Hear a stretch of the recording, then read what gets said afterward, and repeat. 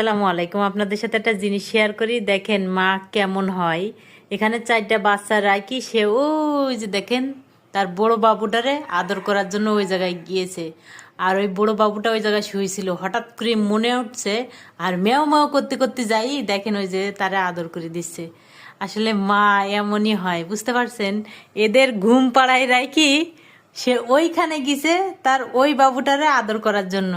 লাইলা, লাইলা, ও ওই বাবুটা এইখানে আসতো, বুঝছেন, ও আদর তেমন করতে পারতো না, তাই সে ওই ওয়ার্ডরোবের উপরে ওখানে শুয়ে রয়েছে, ওখানে যাই আদর করতেছে, দেখছেন। আর এখানে যে 4জন রে যে ঘুম পাড়ায় থেকে গেছে, এক একজন কিভাবে ঘুমাই রয়েছে কম্বলের ভিতরে, এখন এখানে আসবে।